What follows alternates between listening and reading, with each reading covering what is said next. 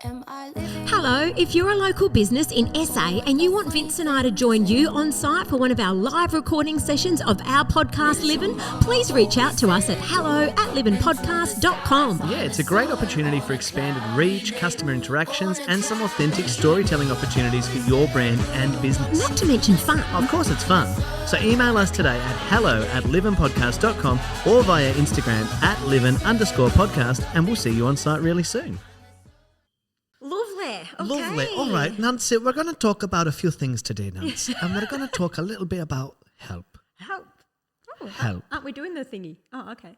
Are we in? Are we on? No, we're not on. Oh, I like that. You sounded, what was that? I don't know if it's Scottish or Irish or No, what. it was him, Dustin Hoffman. Dustin Hoffman? Yes. In what?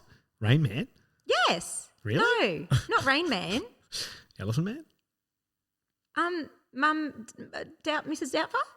Robin Williams? Oh, him. God, See, you names. are the best with names. You Virginia Doubtfire, dear. Hello! Am I living? Oh, what a funny thing to say. But your mama always said, look up into the sky, find the It's becoming a cloudy day today. I'm not happy. Hey, it was blue before. I know. You know what? You just look up in the sky, find the sun. It's in the song. Guys, good morning. Happy Monday. A brand new episode of Livin' with Vince Fusco. And Nancy Timpano. Hello, Hi, Nance. everyone. Hello. How you doing? Very well, thank you. Very, very well. Feeling good? Feeling so good. Always happy to be recording here. Our Livin' podcast, our happy place. A happy place. It is our happy place. Today's episode topic. It's a different one. Help. I need somebody. Help. Not just anybody. Help. We are talking about asking for help today because not a lot of people do it, Nance, and we've been chatting about it off air. I find it hard to do. Like I shouldn't, we shouldn't, Yeah. but I it's not that I haven't asked for help before, but I find it's not like just an easy thing for me to do. Totally. I don't know. Is it because do I see it as a sign of weakness? I don't think so. I don't know, but I do find it very difficult to ask for help. I also find it difficult to ask for Yeah? help. It's one of those things that I think, you mentioned it there. Is it a sign of weakness? I don't know. I don't think it is. I think Well, it's it's actually not. it's a sign of strength, 100%. I think the strongest people, I even said it to my kids. I say it to my kids all the time. The strongest people and superheroes ask for help. We need help sometimes. It's even when I was in management, like the best managers are good delegators. So that took me a long time to, learn, and then I did learn it quite well, I might say. But I think you're a great delegator. it took me a while though, because it was like, I want to do it all. But that's a control thing. Like I'm a bit the same. Yeah, I don't know. And yeah. you've seen me, Oh yeah. and you talked about it a few episodes ago, where you were like, your energy is not subtle. Stay clear. Stay clear when he's in that mood. That's where I'm just yelling, help, I need some. Yeah, and it's look, I think for me, I know it comes from like a place of like control, and also I know that when I've done something, I know it's done.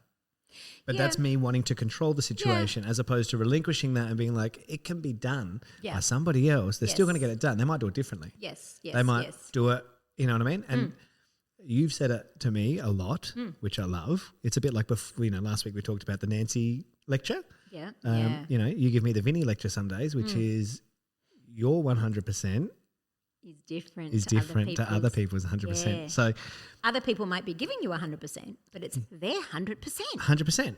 And right? Yeah. But and that's one of the things that I've definitely learned over the last, I would say 5 years more so, is asking for help for a lot of things. I ask for help now for, personal growth. When I need to have a conversation or if I'm in a bit of emotional turmoil, I'll ask for help. Yep. Work. Yep. One of the things that I've never really been comfortable doing was asking for help with work that I was doing because I didn't want people to either feel like I was incompetent or not able to do it. And it's not that I am either of those things. It's purely that sometimes you just need a bit of support to get things done when you are doing a lot of things. Yep. And I find that really difficult. Yep. Also then when you look at your circle of friends and stuff, how many friends and this is a big question for a lot of you out there, how many of your friends would you consider are there for the bad times that you know that you can message? And this is not a commentary on friendship or anything, but what I'm saying is like there are friends that you know that when you're in a bit of a spot of bother, you can message out and be like, guys, I need some help, or can I talk to someone about it? And they're there, but they're not necessarily there through the good times either. Like we're more ready to message our friends in a time of bother and hurt and need than we are to say, I've just won an award, or do you know what I mean? Like you might be more likely to message only 2 or 3 people the good things, but you'll message more people the bad things. Nah, I'm not that person. You're not that person? No. Interesting. I've got, I'd like to say like a couple of people that I would reach out for either or of those things. Right. Like I don't spread my wings too much. Yes. In terms of like, there's just a couple of really close people that I'll reach out when I need some help or, just to talk it out. Talking it out is a big one. Talking it out. And also, if I'm on top of the world and go, oh my God, this just happened or something. It doesn't really change for me. But a big one for me is asking for help for babysitting. If I've asked for help with babysitting, that means I'm desperate. We're the same. We're exactly the same. We are the same. And we actually actively almost avoid going out and actively change our social life. Yeah, 100% has changed. Well, since Jaden.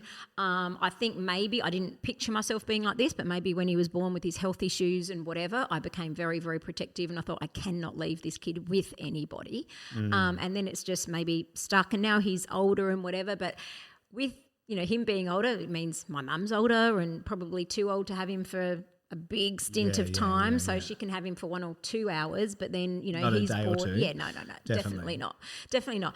And so even recently, we had planned a night out, big group of us, and I had booked in one of my beautiful nieces for babysitting. Bless you, Kiara, because you said yes straight away, and Jaden adores you. So jumped on. She said, "Yeah, let me just check back." Yep, she checked with hubby, all good. I was like, already a relief off my shoulder because I can trust and all of that, whatever. Then what happened is the group decided that a couple of the men weren't going. So, and Huge isn't a huge socialite, as you know. He's not huge. So with any given chance of him to stay home and not go, he's like, I'm out.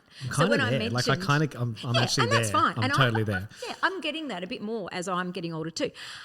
So when I mentioned, so-and-so's not coming, he's like, look, I'm happy to stay home. So then instantly, instead of going, I did actually offer him, I said, look, we do have a babysitter that night. Is there something else you want to do? And he's like, no, I'm happy to sit on the couch, watch the footy. Like, no problem. So I was like, immediately cancel babysitter because I want that opportunity to be able to ask another time. I don't want to abuse the system. Oh my gosh, that's such a funny way of thinking about it, but it's so true. Do not want to abuse the system. Us. And like I know that for people often assume that because we have big families, me more so, but because I have a big cohort of siblings, that we would have babysitters readily available. No. But it doesn't work that way. They've got their own families. That's their right. kids are older. Yes. Their kids have got commitments. They've got family commitments kids, just like we do. And, it's funny, Mum often will say sometimes to the girls, you should help your brother out because, when I was 14, I was working within like a family business and I would literally go to work all day and then go home with my sister or my brother-in-law or someone, and I would then babysit their kids all weekend. Yeah. And they would go out on Saturday nights and they'd have dinner with their friends and have the best. It was so good. And I loved it. Like my favourite memories from the age of like 12 to 22, that 10 years, I got to babysit and have the most amazing time with my nephews and my niece, right? And we have a beautiful relationship, I think, because of that. And it's funny because then like Mum will often say, you guys, he helped you so much, you need to return the favour. And they do. Bless them. They absolutely do. But we don't ask. I know. Often. The same. At all. Like it might be like even during Fringe time when you think that should be like peak season for me if I'm not directing or performing. No. We go separately, Joy and I. She'll go one night with the girls. I'll go one night with, we went this year, you and I, and a couple of colleagues from the radio station. But it's not a regular event. No. And we feel bad. We feel bad asking. And look, asking for help for babysitting is one, but asking for help for anything, like oh, can you pick me up from an appointment? I've got to drop my car off. Or, Absolutely. do these things happen still? Yeah. I just don't know. But I Don't want to ask. flip it though. I'm always the person who gets asked to help. Oh, and yeah. I'm always the person who will help. Yes. I'm And that can be the double-edged sword. Yes, Do you know what I mean? get asked a lot, and probably because now I've spoken about mum moving. I'm closer to mum now, so I'm kind of probably her first point of call. It's Oh, like you're just down the road, of course. Yeah, it's a lot. It's a lot. It becomes a lot. 100%. It becomes a lot, and so I just find it hard. And do you know what I find when you're catering at home? Like when I've got my immediate family over, there's 40 of us. Yeah. Immediate family. Like, I think that we're crazy with 26, 27 of us. 40. But 40 is another level. So now with, most of, my sisters and sister-in-law, they'll, as soon as you say, oh, I'm having Jaden's birthday on Sunday, I'm doing a barbecue. Oh, what do you want me to bring? What do you want me to bring? I love that. And I've let that open up a little bit and allowed that, but I've got Joya in my Yeah. head because when we first met, she will tell you, I'm the guy who will be like, if I'm welcoming you to my home, if I'm throwing an event, I'm throwing it. yeah, Don't bring anything. And we talked about that whole idea. Remember when we were like Yes. having a barbecue, but you got to bring your own meat, I bring your know. salad, bring your Chair, chair. but- I'll stay home, Yeah, right? exactly. So I never want that. Even with drinks, people are like, can I bring a drink? And I'll be like, no, drinks are provided.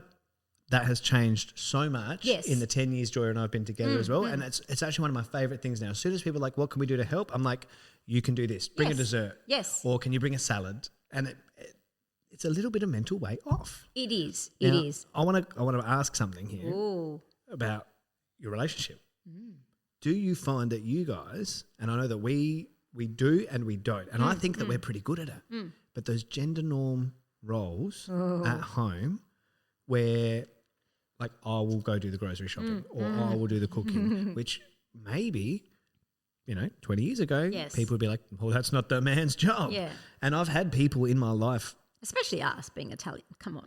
definitely. We've definitely had people in our Oh, life Nance, that have I, said, I can tell you now, like growing up at home, it was like my sister, straight after dinner, all three of my sisters and mum would be Yeah. at the sink like a production line. yes. And the boys would be excused Yeah. or we would be sat with dad eating nuts. Yeah.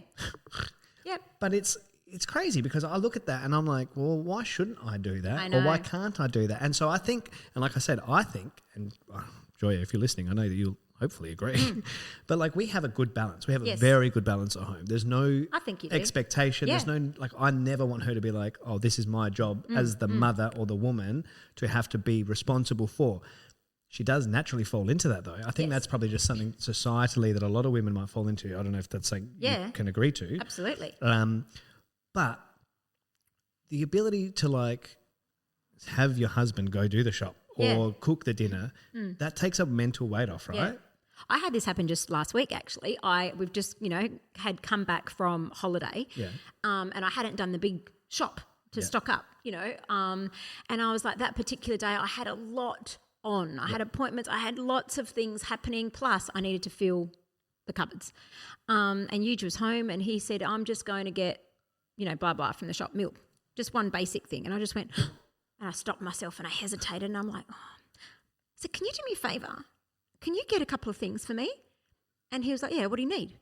And so I wrote down just the bare, not the big shop, because I didn't even know until I get there and have a look. Whatever. Totally. Bit of meal But I prep, bit of planning for the week. Just a What do we little bit need? to get us through. Yeah, so yeah. it took the load off me that day. Yeah.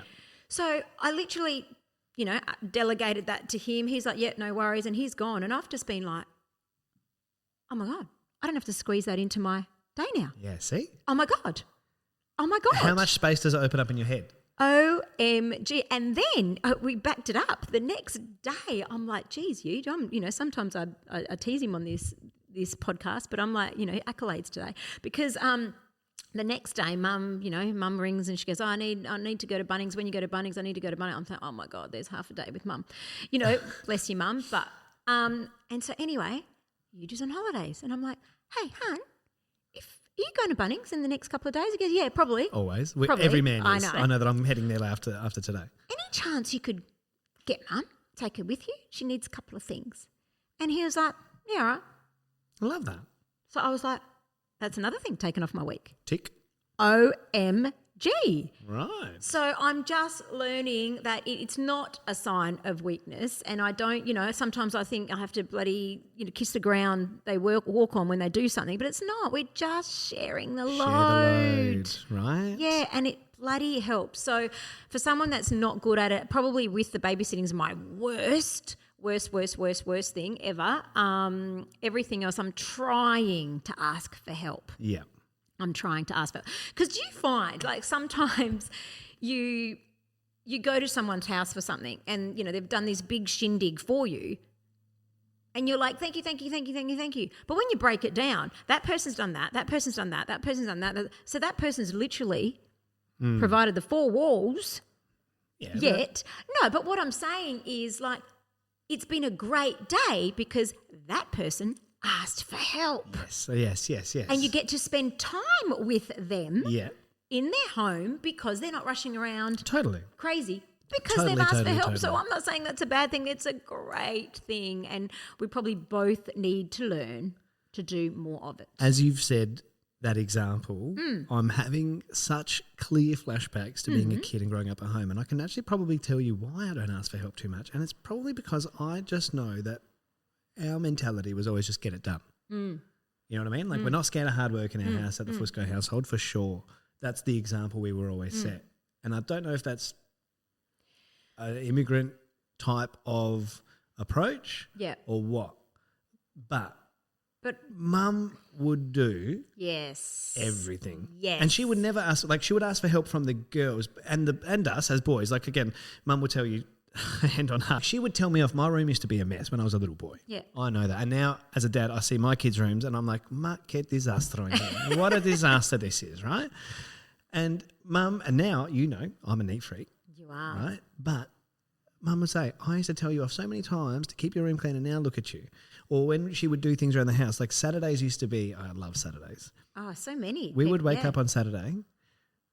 The house had to be cleaned. That was the first thing. We would put Rage on, video hits. Yep.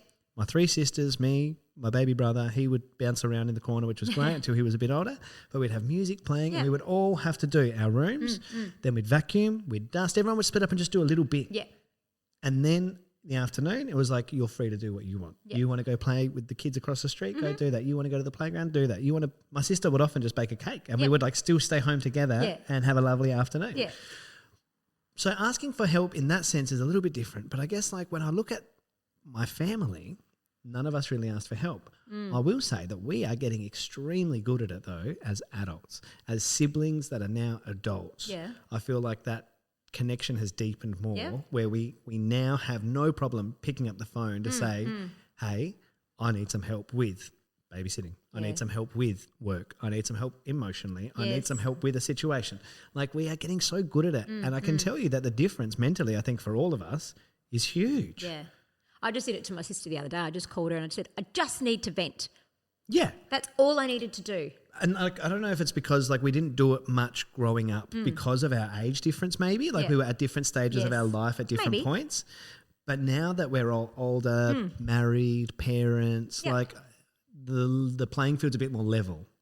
I think our experiences have sort of lined up a bit more and we can really understand each other a bit more. Absolutely. But I think taking it back to your mum's story, and I think that's where it stems from for me, I probably do find it a sign of weakness because when mum and dad, when dad was around, mum would work full time, 5 kids at home, blah, blah, blah, blah, blah, blah, blah, and get it done. And not with dad's help inside because gender roles didn't happen. Nah. Dad was working like a dog outside on the land and stuff, but she got it done. So now I think like, oh, how can I ask for help? But then even more so when she went on to do it on her own as a widow. Yeah. 45 years old, 5 kids. Wild.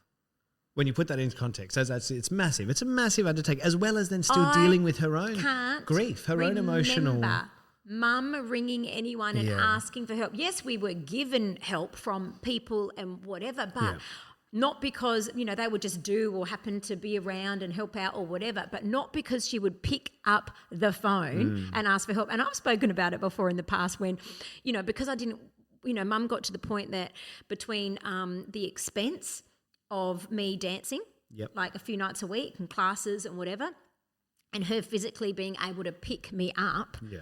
Instead of, we never asked anyone else to do that So you for would us. wait. I remember So you would I wait. wait for Yeah. hours to Yeah. be picked up. Yeah. And all the work professionally that I did from the age of 15 being paid to perform, I would tell the dance school, please hold it there and just pay my fees because I do not want to quit. Yeah. Wow. Because I didn't want, how else do you do it? So I think you can easily stem it back from Definitely. our upbringing. But yeah, I think doesn't matter. Even though we're older now, it's not too late to ask for help. It's not too late. I think it's actually better. And I definitely ask my parents for help now that I would never have done growing up, even as a teenager. Like I was never one to be like, this is what's happening in my life, mum and dad. And maybe it's just because we never had, I don't know, like it's a totally different time. I get Whereas it though. I get it. as parents now, you and I know many of the parents that listen to this show, we're creating a very different environment for our kids. We're like, you'll never get in trouble for telling the truth. Yes. Right? And we say that every day. You will never get in trouble for telling the truth. It might be bad. Yeah. And that's okay, but we can work through it together and we will help you Yes. through that. Whereas I feel like the message that we were getting was, if you come home with this problem, I'll kill you first and then we'll deal with it. Do you know what I'm saying? And that's just how they were raised as well. It's a different time, a different generation, and it's all, this is where you see these patterns flow through. Yeah. And you either follow the pattern or you change it. Yes. But it's, the idea of just getting it done on your own. If you have to, if it's hard, it's going to be hard, but just get it done. And that's probably something that's really been ingrained in me, as well as the performance side of discipline. That's just like, yes, you have to go through the pain to get the end result. Yeah, absolutely. And you do it by yourself. Yep. Whereas now I'm just like, nah, I will pick up the phone. I try as much as I can to ask for help when I can get it. Yeah. And I love it because people are willing to help. Yes. But if you don't ask, you won't know. But what resilience we've built up in ourselves, because it just made me think back to my situation when I was on my own, living on my own, many years ago. And, sometimes I'd not financially, but Mum would always offer. Yeah. Or should try and leave me, should come and visit and should leave me $100 somewhere. Yeah. And I'd always put that $100 back in her glove box and ring her later and say, Mum, that money is in your glove box. Yeah, yeah. I could not take it. And probably for that reason, it's like, I'm working full time. Yeah. Yes, I have expenses. Yes, I have, a mortgage to pay and blah, blah, blah. But Mum did it on her own with 5 kids, working full time. Get your shit together, Nance. You can do this. You can do this. And I did. Yeah. But, I just remember. And now I'm trying to think now, had I asked for help, how would, I don't know. Back then I probably wouldn't have put it to good use. I probably would have. But even if you asked for it, and that's the thing, if you had asked for help, you would have gotten it. But you're too embarrassed, or you feel like it's shameful, like I've let them down, or I shouldn't need their help at this point in my life. Yeah. Whereas now I think I look at it totally differently. I'm like, no, they're there to help you, and we should work together. You want to go far, go together. You want to go fast, go alone, mate. That's right. But you mentioned living by yourself, and I've never spoken about this, but I'm going to because I think it's really important. Okay. So I had a job when this is literally 13 years ago now. I had a job that was a very high-paying executive role. It was one of my first. It was my second or third role, but it was one of my first executive roles that I held, and I was getting paid great money for a young bloke. I was living with 2 of my best mates, also were earning great money. So we had 3 of us in a beautiful home in a beautiful area, living it up like kings, and we would spend money like absolute idiots, Nance. Yep. We would go out on Thursday nights, it was boys' night, and we would go out to a teppanyaki house every week and spend at least $200 each on a banquet for 2 people that we would all eat one to ourselves, right? Animals, disgusting. Best times. That job was great, but super high intensity, and the director was not necessarily the nicest person, not to me, to others around. And that really doesn't sit well with me on a moral level. And eventually I got to the point after about a year where I was like, I'm not doing this. I cannot sit here and have you employ me to run your business. You can see the great results we're seeing in the people, in the work, in the finances, but he felt like he was losing control. So he would undermine things and or be very like, oh my gosh, the aggression in the workplace was absolutely disgusting, and it really did a bad thing for me mentally. So I left the job. Didn't really save much of that money across the year because I was spending it On teppanyaki. among other things, right? And I got to a point where I had no money. So I was living out of home. 6 months after that, I've exhausted all my money. Didn't have a credit card because, again, that was a lesson we were taught at home. If you can't afford it, you can't buy it, right? So didn't do that. Didn't have any money, and my housemate, I remember one day just sort of having a bit of a low day myself, and then he was like, "Hey, I've transferred you some money." Just out of his home, like, bless him. He's still one of my best friends in the whole world. Can't wait to see him on Saturday, actually.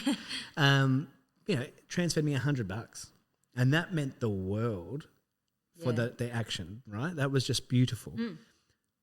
There was a period where then Joya, we had only just started dating. Like, sort of, she met me when I was at the peak of my money days, and then she saw me lose it all in that sense of, just young money. She would pay my rent for a couple of weeks, or like help me pay it. Yeah. Just without question. She was like, well, no, this is fine. Like, we're working towards this. And from that rock bottom again, I then, across that period, saved up, paid money back to them, saved up for an engagement ring, saved up to go overseas. Like, you can find ways through it. Yes. I didn't ask for help, but the help that came was so shocking at the time. Yeah. And I felt embarrassed. Yeah. I felt so embarrassed. Like, I can't even look after myself. Yeah. How am I going to convince this woman to, marry me and spend her life with me? But she was like, I can see that that's just a consequence or a circumstance right now. Yeah. It's not forever. It's not who you are. It's not, right. And that really taught me to start asking for help. And I can tell you, since then, I've been on the other side of it, where I've seen those friends as well go through those hardships, and I have immediately jumped on and helped. Yeah, absolutely. And again, that's not only strengthened the relationship, but it shows that we can count on each other when we need. Absolutely. And they're the ones that we call when we need help now, to be like, hey, I'm in a spot. Yeah. Can you just help me out? Can I vent it out? I remember my brother, when I was living in my little unit, calling him, and, but it took me so long to ask him because I had like the pebbles in my little back courtyard and I wanted it paved because it was just not working, and, anyway. And how am I going to afford and to do all that, on my own and whatever? But my brother, he was flat out. He's got 4 kids of his own. Yeah. And so to ask, anyway, we eventually got there. I had a friend that helped me out with pavers. I remember that they were working at a paving place, and they helped me out with pavers. I had them delivered. Like, how am I going to do all that? I don't have a trailer. I don't have a ball bar at the back of my car, and I don't, tow bar, whatever. I don't have those things. So then, my brother came, and I remember, him helping me, and he basically paved my backyard and got that all sorted for me. And I just remember like being like dizzy that day because I didn't know what to do I'm already thinking, how can I thank them? How can I? And that's probably a downfall of mine, when someone does something for me, as they haven't even probably performed the action yet, and I'm already thinking, how can I repay them? How can I repay them? How can I repay them? Like, the 5 love languages, what's yours? I've come to learn that I don't know what I think mine is probably quality time or words of affirmation to me, but mine is gift giving, I've realised. Like well, often yours is the one that you do as well. Well, no, I don't think it is for me. I think we'll do the quiz. We should do the quiz. Yeah. I'm actually about to run a workshop on this for couples coming up in August, which is very exciting. So I love the love languages. They're a cornerstone of my relationship at home with my wife, with our children. It's really important. Quality time is mine. Yeah.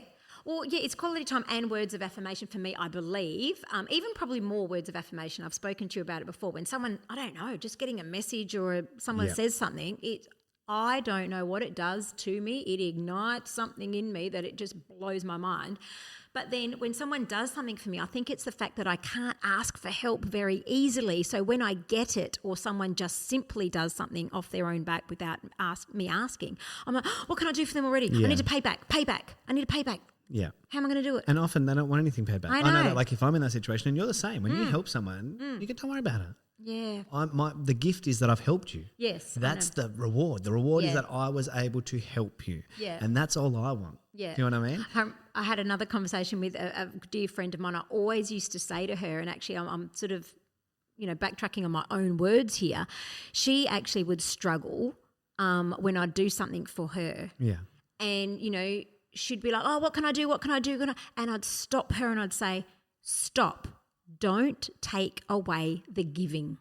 Yeah. You are taking away now the giving. Yep. That thing that it gives me to give you a gift, like, fills my cup. Yeah. So by you automatically doing this, and I'm probably doing it on the other end though, I always used to say to her, stop, don't take away the giving. Yeah, that's a good way to think about it. Just let me give. Yep. And then another time, another circumstance, do whatever you want to do. Don't let me know about it. But, in that moment, I want to give you something. Yeah, I love that. I love that. With, I guess, like asking for help in different situations, and we've talked a lot about like the types of help people can offer, but when it comes to the emotional help, the mental health help, this is one that I find a lot of people don't want to talk about. They don't want to ask for help because they're embarrassed. Yeah. They feel like they're ashamed of being in that position. How did I let myself get here? Or maybe things aren't going so well at home or with the relationship or whatever it might be. Mm-hmm. But they don't want to even admit it because they go, I feel such shame around it and I'm embarrassed. Yeah. That embarrassment, I promise you, is not going to be reflected back by the people that you ask for help. No way. They are going to be proud of you. They're going to be there for you. Yeah. And if they do, for whatever reason, give you that negative response, they're not the people to help. That's right. They're not the people Go to help. elsewhere. Right? Go elsewhere. Yeah. But there is always someone else who will help. I promise you. Yes. And I say that as someone who has made a career of helping people and talking with people and working through these issues, that the number one thing I hear, they go, it's a bit like, you watch Embarrassing Bodies, right? There's a good example that can give you the visual too. You see these people with a tumour that's the size of your couch off their side. And the doctor goes, how did you let it get this bad? And you would watch it at home and you'd say the same thing. How did you let it get that bad? I was embarrassed. Yeah. I didn't know what to do. So I just hid away. And that's where the downward spiral really happens. Yeah. If you don't address these situations or ask for help at the beginning or when it's this big, it becomes very big very quickly. Yeah. I actually had a catch up with, a couple of friends not that long ago, and I won't divulge too much, but I remember us just having a girly chat as we do, because that fills our cup sometimes. You just need a catch up. And I just remember them saying that they had mentioned the same things to other friends and they'd heard the words and just let them talk. Yeah. But that particular day we spoke through some things and it really helped her. And that wasn't our intention. We were just like, oh, you can't tell me this and me not try and help And you you're not talk even through trying it. to problem solve it. No. It's the support of listening and then offering a perspective. And I remember her saying, wow, what a different conversation, because I've actually brought this same thing up to other people and it's just they've heard the words, but here today you guys are trying to help me come up with a solution because clearly if she's talking about it again, she wants some help. Definitely. So it's not weak to speak. It's not weak to speak. I think that's so important. That's actually another, I think it's a tagline of another livin.org. Livin.org, yes, they're fantastic. Livin.org. Fantastic other podcast talking about mental health. And Sam Webb is a big ambassador and one of the heads of that, I'm pretty sure. Yeah. But and it ain't weak to speak. It ain't weak to speak. Is their tagline. And so we're not trying to, but this is our podcast, that is theirs, but hey, we are supporters. No, absolutely. The message is the same, yes, right? The it's message right. is the same. Ask for help. Yeah. If you're not good at it, start with a small request of someone. Like, hey, can you listen? Can I call you to talk out a problem? Can you babysit? The worst case, guys, this is the thing that does my head in when I speak with my clients too. The worst case is often not what you truly believe it to be. We will spend 85% worrying about something that hasn't even happened yet, right? We catastrophize it, we play it out in our own heads and we can fill in the blanks with what we believe is going to be the result. And that's not real. It's not true. There's nothing to support that. No. So ask the questions, because the worst case is that they will say no. Yeah, worst case. Worst case, they'll say, no, you can't talk to me about it. Again, not the right person. Worst case, they'll say, no, I can't pick you up. I can't babysit. I can't. No is the worst case. Yeah. I had one client a year ago who was having some communication issues in their relationship. And the husband said, I don't think I can talk about these things with my wife. I don't think. And I said, but can you tell me why? And he said, well, I'm just worried it'll upset her. She's quite emotional. And I said, okay. I said, well, the things that you're actually wanting to tell her are not bad things at all. It was nothing bad. Yeah. It was literally just like, I feel like I don't get enough sex, which is a very common one, let's be honest, with a lot of couples, especially from the guys. I feel like maybe I'm embarrassed that I don't do enough for her, so I feel like I'm letting her down. And again, these are self-reflective. They're not even about her. And so I was like, okay, so if you were to say those things, right, what's the worst case? He goes, she'll cry. She'll cry so much. I said, she'll cry? Is she going to leave you? No. Yeah. Is she going to fly off the handle in a rage of anger for your honesty? No, not at all. He said so confidently, not at all. She'll just cry, I think. I think she'll cry. I said, mate, let me tell you, if the worst case is your wife is going to cry, how do you think the conversation will go if you say nothing and then say she finds out that you're unhappy or you're not feeling the way that she thinks you're feeling through another thing? It might bubble up and you'll let it out in anger. You'll let it out in a physical response or something. What's the worst case in that situation? Yeah. What's better? An uncomfortable conversation for 15 minutes, an hour, but it actually leads you to a path of solution. Especially when you're in a marriage or a relationship that you're not planning, you don't go into it thinking it's going to end or with an exit strategy, right? That's right. So if you're going to be here forever, which is a long time, wouldn't you rather live open and honestly with the person that you love and who's there to love you and support you? She's going to cry. If the worst case is they're going to say no or they're going to cry, that does not compare to the worst case in if you don't say anything and you allow your mental state to deteriorate and you take on all of that stress yourself.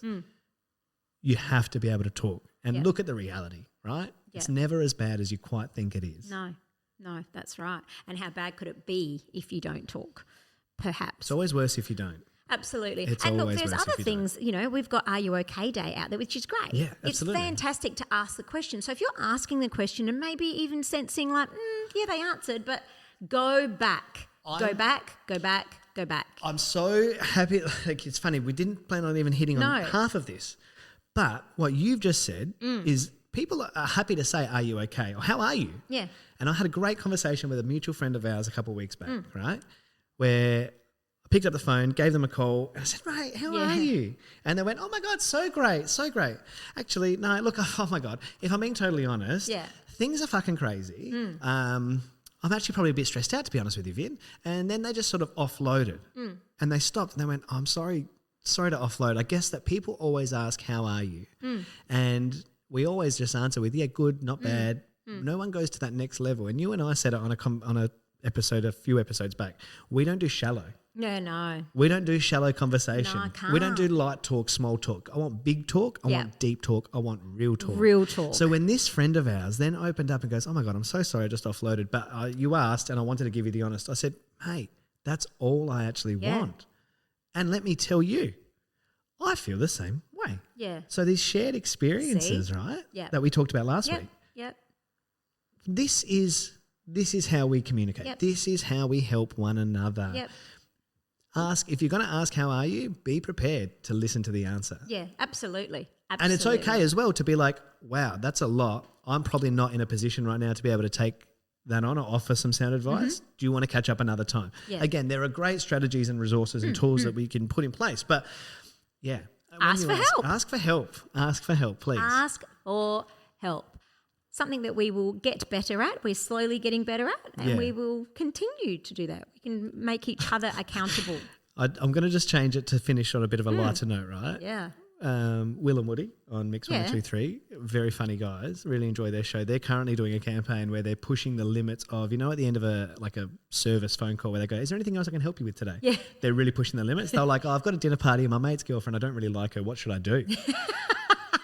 This one woman was like, I think you should just suck it up and have her at the dinner table. And then another one, they were like, oh, I'm looking for a TV show. Is there like something else that you could recommend? And they just hung up on them.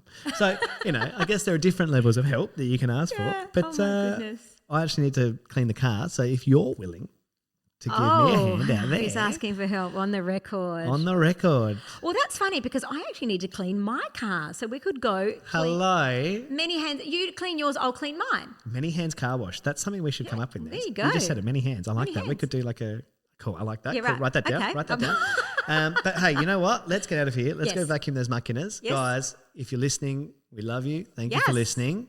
Ask for help. Absolutely. This is Livin. See you next week. next week. Am I living?